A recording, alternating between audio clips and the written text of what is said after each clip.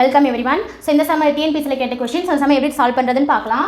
1.45 1.45 மேலே என்ன கொடுத்துருக்காங்கன்னா பாரை PQ இன் வடிவில் மாற்றுக, அதாவது B/Q அதாவது பின்ன வடிவில் நம்ம மாற்று கொடுத்துருக்காங்கன்னா 1.45 மேலே பார் கொடுத்துருக்காங்க. இது என்ன பார்த்தோன்னா B/Q வடிவில் மாற்றணும், பின்னத்தில் மாற்றணும்.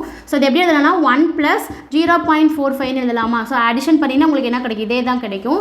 ஸோ 1 + இது எப்படி எழுதலாம்னா 45 டிவைடட் பை மேலே பார் கொடுத்துருக்கனால உங்களுக்கு என்ன பண்ணணும்? 2 நம்பர்ஸ் பார் கொடுத்துருக்காங்க, அப்போ 99 போடணும். புரியுதா? ஸோ 2 பார் கொடுத்துருக்காங்க, நம்ம 99 போடணும். இப்போ பார் இல்லாட்டினா நம்ம 0ன்னு போடுவோம். ஓகேவா? ஸோ நார்மலாக 0.45 எப்படி எழுதுவோம்? 45/100 போடுவோமா? ஆனால் பார் கொடுத்துருக்கனால நீங்கள் என்ன பண்ணணும்னா 99 2 நம்பர்ஸ் 2 9 போடணும். 90 எப்படி அடிச்சிங்கன்னா 11 வரும். எவ்வளோ டைம்ஸ் வரும்?